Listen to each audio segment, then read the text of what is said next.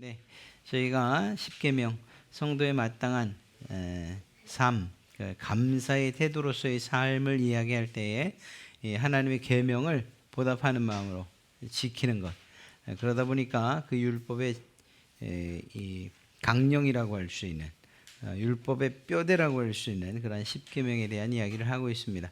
하나님 백성으로서의 삶을 그 하나님께 감사한 삶을 어떻게 살아야 하는가, 이런 방식을 통해서 살아야 된다. 그래서 하나님과의 관계뿐만 아니라 사람들과의 관계 가운데에서도 하나님 그분께서 우리에게 베푸신 은혜와 그리고 그 복 주심에 대한 감사의 삶을 살아가야 된다.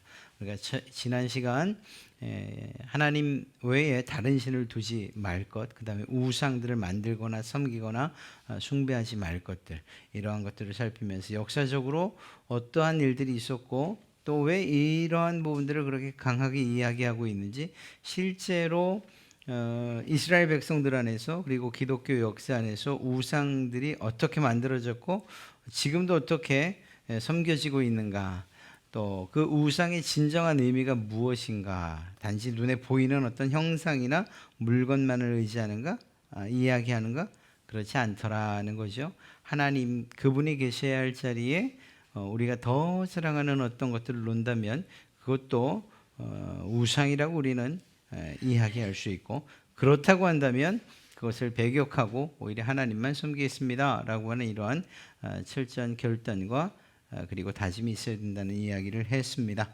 오늘도 역시 세 번째 계명, 주보에 두 번째라고 되어 있는데 세 번째이죠. 세 번째 계명입니다.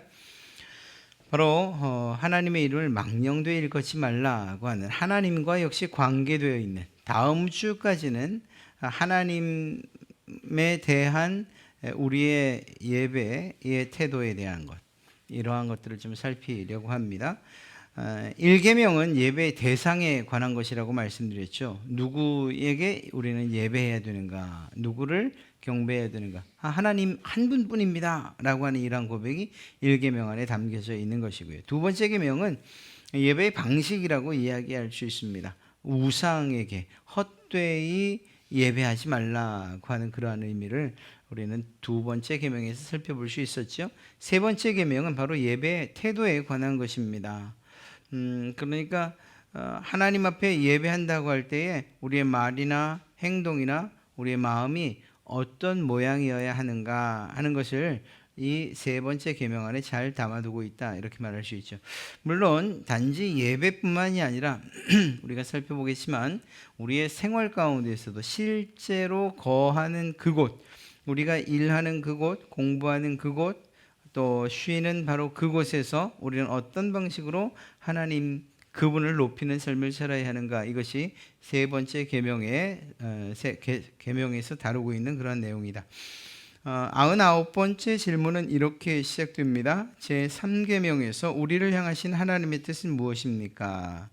그것은, 그 대답은 하나님을 모독하거나 그의 이름을 빌어서 저주, 거짓 맹세 또는 불필요한 맹세를 하지 말며 침묵하는 방관자가 되어서 그러한 무서운 죄악에 간접적으로 동참하지도 말라는 것입니다. 한마디로 그 계명은 하나님의 거룩한 이름을 사용하여서 우리의 모든 말과 행위로 그에게 신앙을 고백하고 기도하며 찬양하여야 한다는 것입니다. 네, 그렇습니다. 이 망령되이 일컫는다라고 하는 이 말, 요즘엔 잘 사용하지 않지요. 그런데 그 말의 본래 의도가 무엇인가 살피면 헛되이 혹은 의미 없이, 가치 없게, 이러한 의미입니다. 그러니까 하나님의 이름을 사용할 때에 그 이름을 의미 없이 사용하지 말고, 가치 없이 사용하지 말고, 헛되게 사용하지 말라는 거예요. 실제로 이것들이 어떤 때에 헛되다고 말할 수 있고 어떤 때에 의미 없이 사용된다 이렇게 말할 수 있다.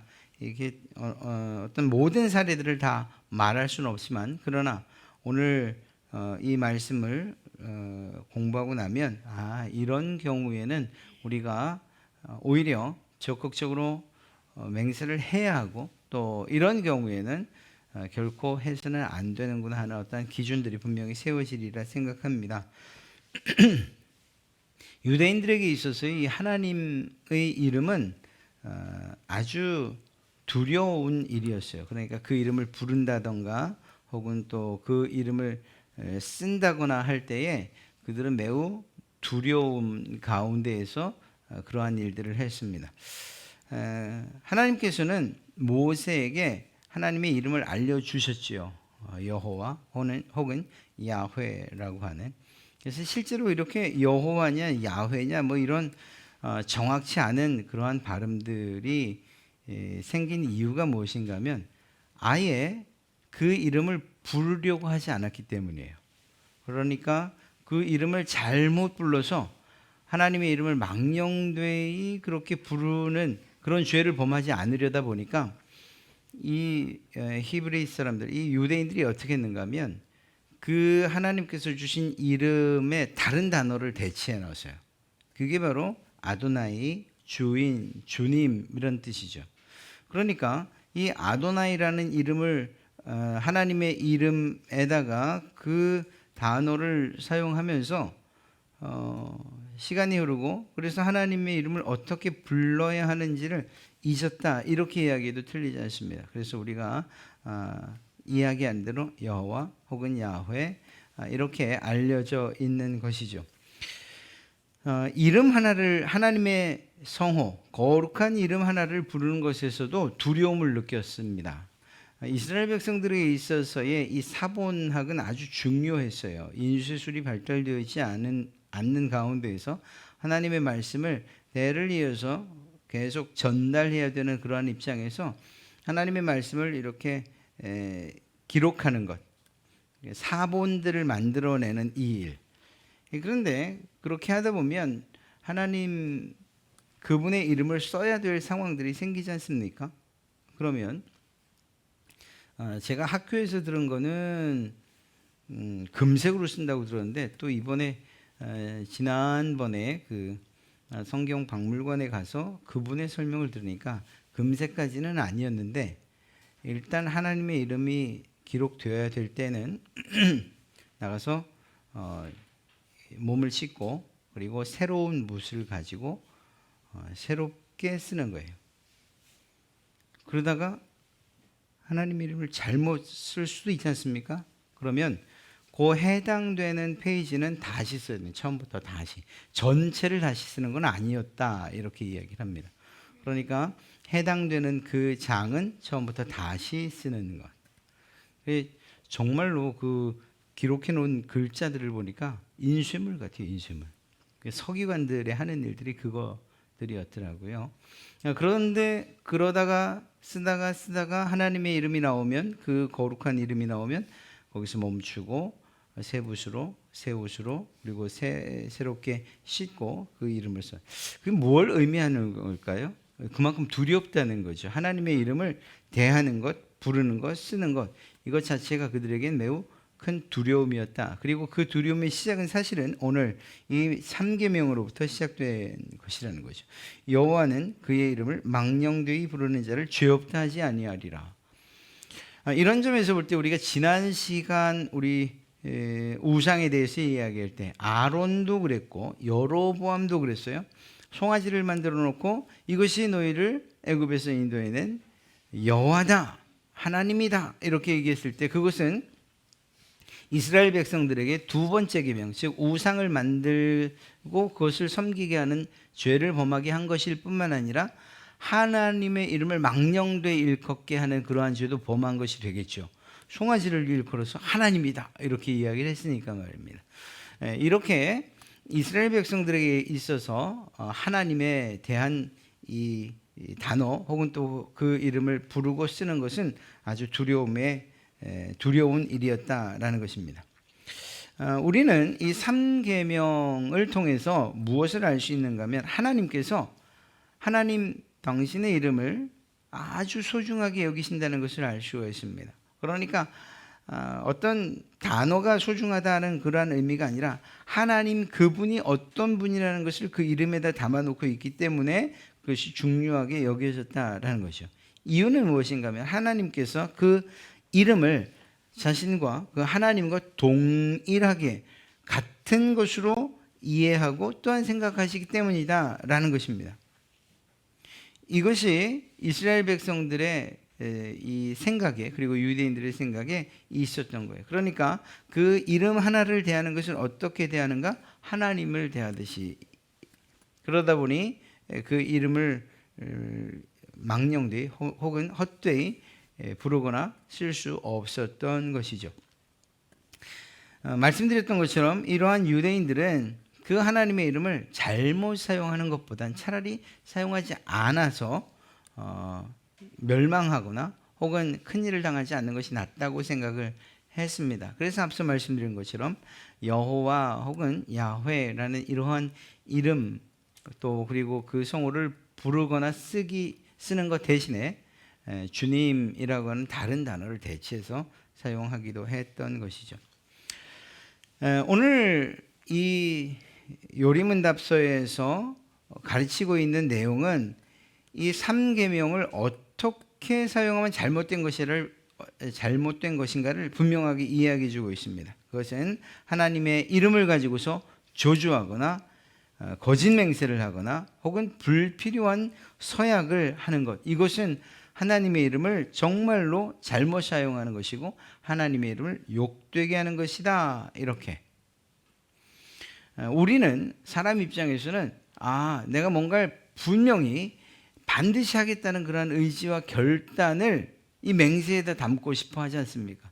맹세해도 되는데 하나님의 이름으로 맹세하지 말라는 거예요. 왜냐하면 하나님, 그분의 속성과 성품 자체가 영원하시고 변함없으시고 의로우시고 진리이신데, 그런데 그러한 하나님의 변함없음과 달리 우리가 하는 말들은 언제든지 바뀔 수 있지 않습니까? 언제든지 뒤집힐 수가 있지 않습니까? 언제든지 참이 아닐 수도 있잖아요. 거짓을 가지고서도, 의도를 가지고서도 맹세를 할 수 있는 것, 그것이 우리지 않습니까? 우리의 죄성이잖아요. 그러니까 그런 연약한 인간이 혹은 또 죄 많은 죄성을 가지고 있는 우리가, 그리고 설령 그 맹세를 할 때에는 사실이었는지 모르지만 잠시 뒤에 어떤 상황들이 벌어져서 그것들을 스스로 변개할 수 있는 우리가 변함없는 하나님의 이름을 가지고서 맹세하지 말라라는 것입니다. 어떤 이유에서든지 하나님의 거룩하고 신성한 이름을 더럽히는 것을 하나님은 전적으로 금하시는 거예요. 그렇습니다. 우리의 편리나 우리의 이익이나 혹은 나를 드러내기 위해서 하나님의 이름을 가지고서 맹세하는 것을 성경은 무엇이라고 말하는가? 하나님의 이름을 더럽히는 것이다, 이렇게 이야기하고 있어요. 그렇게 규정하고 있어요. 이것은 아주 중요한 것입니다. 동시에 하나님의 거룩한 이름을 두려워하고 경외하는 마음으로만 사용해야 된다라는 것이죠. 우리가 처음 이 십계명을 이야기할 때에 이런 말씀을 드렸어요. 우리가 성경의 계명, 그것은 두 가지로 나눠진다고 말씀드렸죠. 무엇을 해라, 무엇을 하지 말아라, 이렇게요. 그런데 우리가 앞으로 하나님의 말씀, 특별히 이 십계명을 볼 때에 단지 하지 말아라, 해라 라는 이것에만 초점을 맞추면 안 된다고 말씀드렸어요. 하지 말아라 라고 하는 것은 반대 입장에서 보면 이런 것들은 적극적으로 해야 된다라고 하는 명령이 그 의미에 담겨 있는 것이고, 무엇을 해라 라고 말했을 때는 반대의 입장에서는 이러이러한 것들은 하지 말아라 라고 하는 것이 담겨 있는 것이라고 말씀드렸죠. 그러니까 너는 나 외엔 다른 신을 내게 있게 하지 말아라 라고 하는 것은 하나님 외에 다른 신들을 섬기지 말라는 것만 이야기하는 것이 아니라 좀 더 넓게 이야기하면 그 하나님을 참된 하나님으로 섬겨라 라고 하는 내용이 담겨 있는 것이라고 말씀드렸죠. 그런 점에서 오늘 말씀도 마찬가지예요. 하나님의 이름을 망령되이 일컫지 말아라, 모욕되게 또 헛되이 의미 없이 가치없게 사용하지 말아라 라고 하는 이 말은 하나님 그분의 이름을 가지고서 맹세하거나 거짓 맹세하거나 불필요한 서약을 하는 것, 이것만 안 하면 되는 것이구나가 아니라 그 이면에 반대편에서 우리에게 하나님의 이름을 망령되이 일컫지 말아야 합니다라는 말보다 더 강력하게 하나님의 이름을 높여야 된다는 의미도 이 계명에 담겨져 있다는 것입니다. 그것이 무엇입니까? 하나님을 두려워하고 경외하는 마음으로 사용하라는 거예요. 하나님을 그분의 이름을 한 번이라도 불러야 하고 또 우리의 기도에 포함시켜야 된다면 그분이 어떤 분인가에 대해서 올바로 알고 고백해야 된다는 거죠.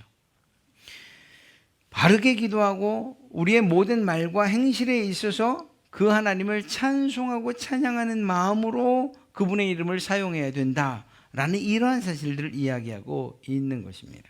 그런 점에서 우리의 쾌락이나 즐거움을 또 우리의 유익이나 나의 탐욕을 위해서 하나님의 이름을 사용해서는 안 되고 오히려 하나님의 영광이 유지되고 그리고 그분의 영광이 언제나 확실해질 수 있도록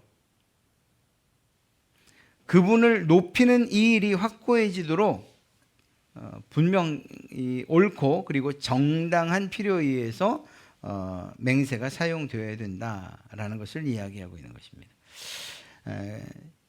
오늘 말씀대로 하면 적어도 우리가 어떠한 일에 대해서든 할 수만 있다면 하나님의 이름을 걸고 혹은 또 그분의 이름을 가벼이 여기며 맹세하는 이 일은 하지 않는 것이 옳다, 이렇게 이야기할 수 있습니다. 앞서 말씀드렸던 것처럼 우리는 그 하나님의 성품과 비교할 수 없을 정도로 연약하고 부족하고 그리고 죄 많고 그리고 변하고 또 그 변하는 이유가 모든 그 변화의 기준과 원인이 바로 나에게 있기 때문에 나를 중심으로 변하고 그리고 또 하나님의 이름을 망령되이 일컫고 처음에 맹세할 때와는 다르게 하나님의 이름을 가치없게 사용하는 이런 일들을 할 수 있는 존재이니 할 수만 있다면 하나님의 이름을 걸고 맹세하는 이러한 일들은 하지 않는 것이 옳다.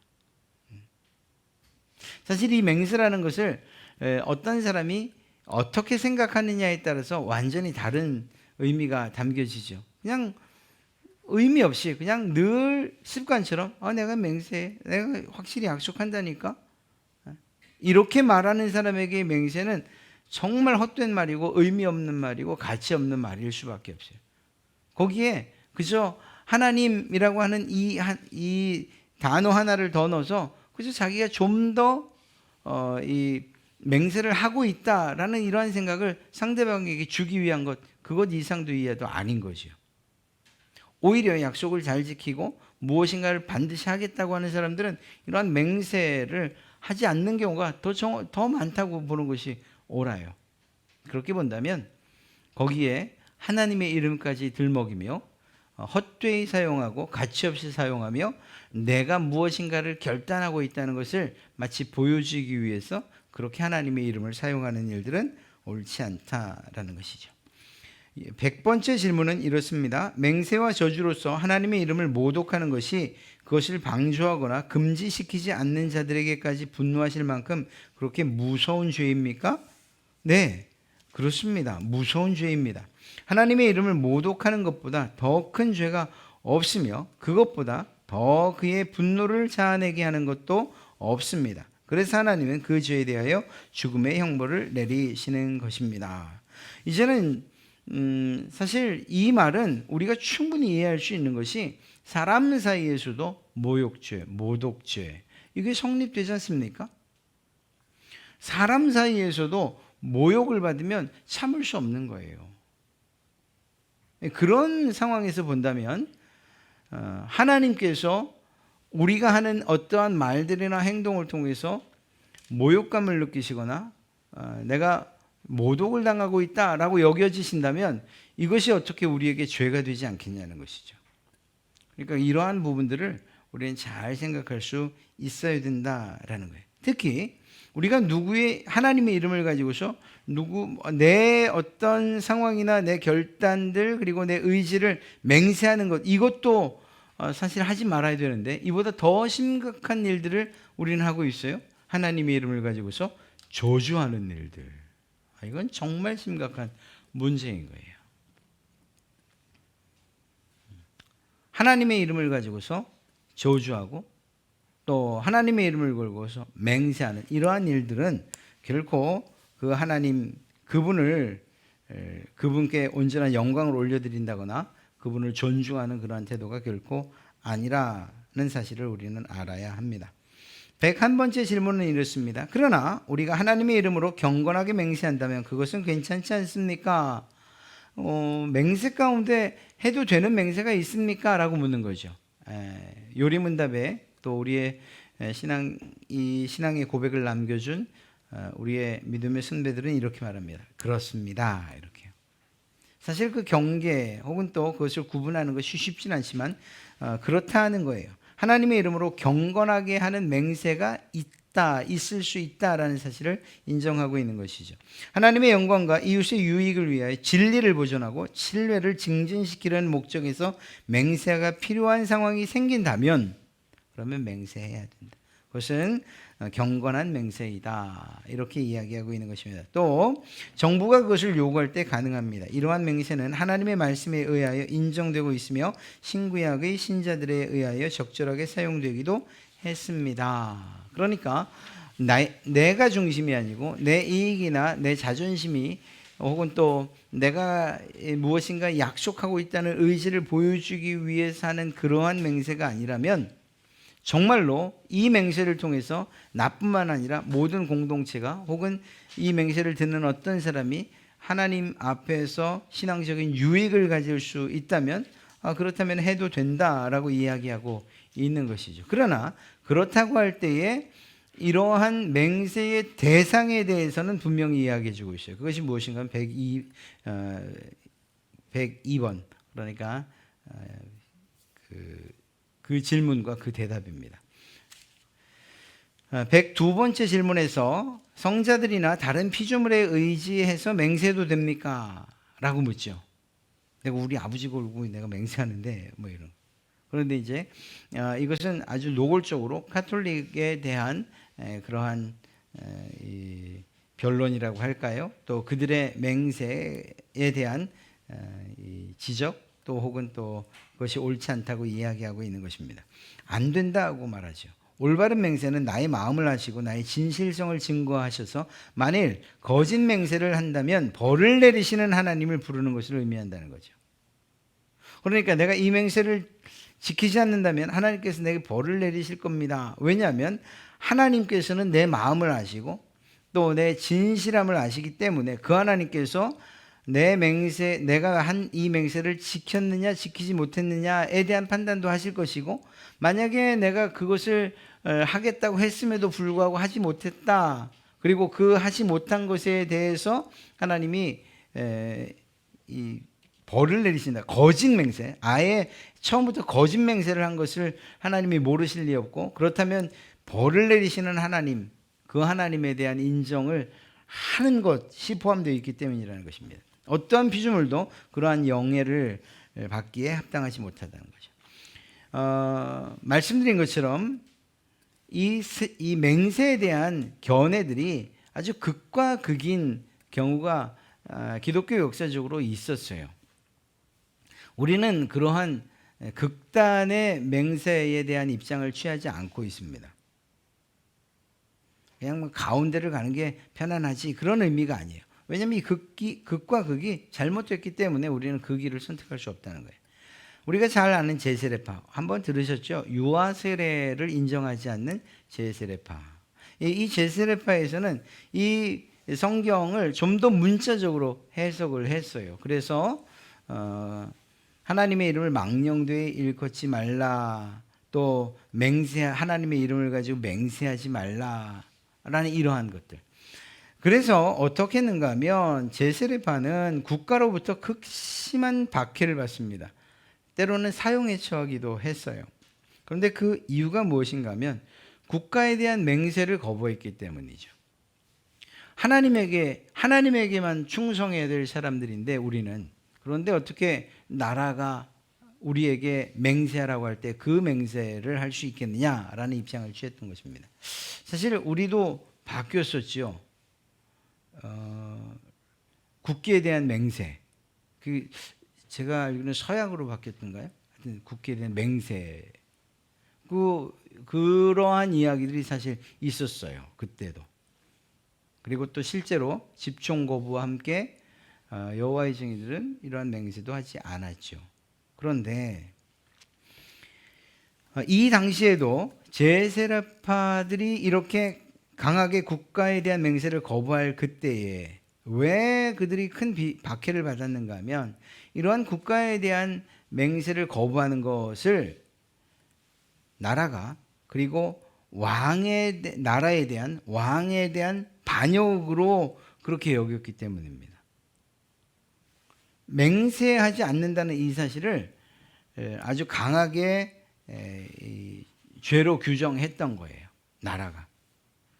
그래서 결국은 사형과 같은 극형으로 다스리다 보니 극심한 박해를 받게 된 것이죠. 그런데 예수님께서 정말로 이러한 합법적인 맹세까지 금하셨는가? 그렇지 않다라고 우리는 알고 있고, 또한 이 요리문답을 작성한 우리의 믿음의 선배들도 무엇이라고 말했는가 하면, 국가가 국민에게 요구할 경우에, 무엇인가를 요구할 경우에 하나님의 영광과 이웃의 복을 증진시키는 데 꼭 필요한 경우 요리문답은 맹세를 할 수 있다고 가르치고 있다는 거죠.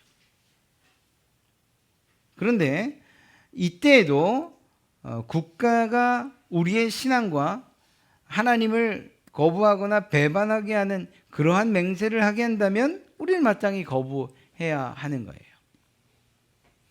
나라의 충성을 맹세합니까? 그럼요. 하나님께서 우리에게 주신 나라인데 지켜야죠. 혹시 나가 싸워야 된다면 당연히 싸워야죠. 국민으로서의 의무니까 말입니다. 그리고 그것들을 그러한 일들에 대해서 누군가가 맹세하자고 하면, 나라를 지키기 위한 일이라고 한다면, 그리고 그것이 올바르고 정당한 일이라고 한다면, 그리고 더 나아가서 내 이웃과 가정을 지키는 일이라고 한다면 맹세해야죠. 그런데 나라에서 아무리 칼과 총을 들이대고 우리에게 하라고 하는 맹세가 있다 할지라도 그것이 하나님이 기뻐하지 않는 그러한 맹세라면 우리는 할 수 없다라는 거예요. 우리 일제시대에 교회 안에서 박해를 할 때 이 사람이 진짜 믿는 신자냐 그렇지 않는 신자냐를 어떻게 결정했느냐, 어떻게 체크를 했느냐, 예수님의 사진을 이렇게 예배당에 바닥에 갖다 놓고 밟고 지나가라는 거죠. 이때 밟지 못하는 사람들은 일본에 맹세하지, 이 국가에 헌신하지 못하고 충성하지 못하는 자로 규정해서 죽인 거고, 또 옥에 가둔 거고, 그냥 밟고 지나간 사람들은 예수보다는 천황을 더 인정하고 그리고 충성을 맹세하는구나, 이렇게 인정해서 살려준 거죠. 그런데 이게 우리 나라를 점령했을 때만 있었던 일이 아니었어요. 이미 일본에 기독교가 들어왔었거든요. 그런데 지금은 너무나도 미미하지 않습니까? 이유가 있었어요. 나가사키 쪽으로 가면 그곳에는 순교자들에 대한, 물론 카톨릭입니다, 순교자들에 대한 이야기들이, 그리고 또 그러한 사적들이 참 많아요. 그런데 그 가운데에 그 어떤 다큐멘터리를 봤더니 이렇게 작은 구리판에 예수님 상이 있어요. 이 밟으면, 그리고 또 거기 침 뱉으면 나라에 충성하는 것으로 인정하고, 그렇지 않으면 예수에 충성하는 것으로 봤던 거예요. 그리고 그때부터 그 일들을 했던 거예요. 그리고 그런 자기들이 이 나라에 대한 충성도를 체크했던 것을 일제시대 때 사용했던 거죠. 그리고 거기에서 신앙을 포기하지 않았던 사람들은 순교를 당하고, 또 이 기독교 신앙에 대한 두려움은 있었나 봐요. 목을 잘라서 목 무덤을 만들고 거기서 한참 떨어져서 몸 무덤을 만들어요. 이유는 혹시라도 이 사람들이 자기들이 이야기하고 가르쳤던 것처럼 부활하면 서로 붙으면 안 되잖아요. 그러니까 그렇게 떨어뜨려서 무덤을 만들 정도로. 그리고 제가 좀 더 정확한 수치 말씀을 드릴게요. 하여간 어마어마한 길들을 포로로 이렇게 잡혀서 맨발로 끌려오고 마침내는 바닷가에서 이 밀물썰물에 그냥 이렇게 절여지는 것처럼 그렇게 순교를 당하기도 하고. 그러니까 아주 혹독한 그러한 순교를 당했어요. 우리나라도 마찬가지였죠. 우리 권사님들 다녀오셨던 영광 염산교회 같은 경우에도 마찬가지였죠. 철사줄 뒤로 해갖고 이렇게 엄지손가락 묶이고, 그리고 방파제 거기에서 그냥 한 명만 밀면 다 굴비역 대신 엮어놨으니까 다 딸려 들어가는 거예요. 그렇게 죽어요. 그런데 거기서도 나라에 충성하겠다라고 하면 그러면 사는 거죠. 공산당에 충성하겠다 그러면 사는 거예요. 근데 왜 그랬느냐? 거부할 수밖에 없는 거죠. 그것에 대해서 그러한 부당하고 그리고 또 신앙에 어긋나는 그러한 맹세를 할 수가 없었던 거죠. 차라리 죽는 게 낫다. 하나님께서 우리에게 주신 그 구원의 기쁨을 죽음으로 바꿀 수 없다. 죽음으로 바꿔야 한다라는 이러한 신앙과 믿음이 있었기 때문에 그러한 결정들을 했던 거죠. 그러니까 이러한 것들을 볼 때에 우리가 거부해야 되는 분명한 맹세가 있을 수 있어요. 나라에서 어떠한 일들. 예를 들면 이런 거죠. 이번에 코로나 같은 경우에도 방역을 전 국민을 대상으로 해서 방역에 대한 지침을 했을 때에 그것을 이런 방향으로 부당한 요구로 받은 교회도 있어요. 그러나 저희는 그렇게 하지는 않았죠. 또 대부분의 교회들이 그렇게 하지 않았어요. 그런데 만약에 아예 예수를 믿는 것 혹은 또 교회를 폐쇄하는 일들 그리고 없애는 일들, 마치 중국 공산당들이 했던 것처럼 십자가를 세우지 못하게 하는 이런 강력한 조치들을 만약에 취하고 그것들에 대해서 굴복하라고 했다면 그럼 우리는 거기에 대해서는 적극적으로 오히려 거부했을 겁니다. 자, 어찌되었거나 어떠한 맹세도 거부했던 제세례파가 있었는가 하면 오히려 맹세를 남용했던 로마 카톨릭도 있었다는 거예요. 로마 카톨릭은 하나님만이 아니라 성인이나 천사와 같은 이들의 이름으로도 맹세를 할 수 있다고 가르쳤어요. 그래서 천사의 이름들이 많잖아요. 가브리엘, 미가엘 뭐 등등. 그리고 또 성자들의 이름도 굉장히 많잖아요. 그들의 남은 공덕을 자기들이 힘입을 수 있을 거라고 여겼기 때문에 그 이름들을 가지고도 맹세케 했어요. 그것을 아예 허락을 했어요. 그런데 맹세는 자기의 고백이 진심에서 우러나온 것이고 그것이 아닐 때에는 처벌을 받겠다는 그러한 의미의 행동인데 그 사실을 판단할 수 있는 그분이 하나님 외에 또 누가 있냐는 거죠. 천사들도 그리고 그들이 숭배하는 성인들도 이것은 할 수 없는 거예요. 그러다 보니 결국 그 맹세라는 것을 통해서 하나님께만 올려드려야 될 영광과 그리고 그 찬송을 다른 성인들이나 혹은 천사들이 가지고 가게 된 것, 그들이 취하게 되는 것이죠. 그러니까 이러한 3계명을 어기는 것과 동시에 하나님 그분의 이름 그리고 그분을 가치 없고 헛되이 여기는 이러한 결과를 갖게 될 수밖에 없었던 것입니다. 그래서 우리 이 극단 양쪽에 대한 태도를 사실은 배격하고 오히려 하나님께서 기뻐 여기시고 또 우리에게 명령하시는 또 하나님의 영광을 높이는 그리고 이웃의 복을 증진시키는 데 있어서의 맹세는 우리가 하지만 그러나 우리의 신앙이 훼손되고 하나님을 모욕하는 이러한 맹세에는 적극적으로 거부해야 한다라는 이러한 입장을 취하고 있습니다. 맹세에 대한 칼빈의 주장, 이건 한번 읽어만 보겠습니다. 충분히 이해하실 수 있을 거예요. 3계명은 특히 맹세와 관련이 있다. 우선 맹세란 무엇인가를 말해야겠다. 우리가 하는 말이 진실하다는 것을 확인하기 위해서 하나님을 증인으로 부르는 것이 맹세이다. 이거는 아마 여러분들이 충분히 이해하실 거예요. 여러분이 맹세한다 할 때엔 이게 실제로 이루어진다는 그런 의미가 아니라 그런 만큼 쉽게 생각할 일이 아니라는 거죠. 우리가 맹세한다고 할 때에 하나님을 증인으로 부르는 거예요. 이런 일은 사실 있을 수 없는 일이지만 이런 일이 바로 맹세라는 거예요. 그러니까 함부로 맹세하지 말라는 거죠. 하나님의 이름으로 거짓된 맹세를 하는 것은 사소한 모욕이 결코 아니다. 율법에는 이것을 하나님의 이름을 욕되게 하는 것이라고 기록하고 있고요. 하나님에게서 진실성을 빼앗는다면 그 하나님에게 남는 것이 무엇이겠습니까? 그렇게 되면 그 하나님은 그분은 하나님이 아니실 것이다. 아주 강력하게 이야기를 하고 있습니다. 그러니까 우리는 맹세에 대해서 하나님 그분께 온전한 영광을 올려드리고 그분만을 섬기는 이러한 입장에서 이러한 맹세를 잘 생각할 수 있어야 된다는 거죠. 한 가지만 더 말씀드린다면 우리가 맹세 하다 보니까 어떤 말을 하고 그리고 약속을 하는 이런 정도로만 생각을 하고 이런 정도에서만 우리가 하지 않는다면 하나님을 모욕하거나 모독하는 일이 없겠구나. 또 하나님의 이름을 헛되이 또 그리고 가치 없게 여기는 일들은 하지 않겠구나 이렇게 생각할 수 있잖아요. 그러나 아까 말씀드린 것처럼 좀 더 넓은 의미에서 이것을 해석해야 돼요. 그래서 우리가 하는 말들이나 우리가 하는 행동들, 우리가 살아가는 이 삶 가운데에서 하나님을 가치 없게 의미 없게 하는 일들을 해서는 안 된다라고 우리는 해석할 수 있어야 돼요.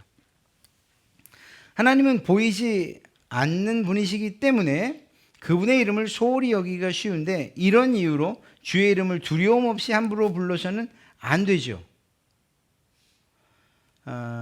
예를 들면 교회 안에서라고 한다면 뭐가 있을까요? 예전 부흥회 때는 성령을 받으라 라고 하는 이 표현, 그때는 저도 기대하는 마음으로 그렇게 마치 모이를 어미새에게서 받아먹는 새처럼 그렇게 저도 그렇게 생각을 했었는데 가만히 생각을 해보면 아니 목사가 과연 그 사람이 성령님 하나님이신 성령을 주고 말고 하는 사람인가? 이런 생각이 들었어요. 그런 점에서 본다면 그것은 해서는 사실은 안 되는 일인 거죠. 오히려 정중하게 성령의 임재를 요청하고 간구해야 되는 일이죠. 하나님의 은혜를 구해야 되는 거죠.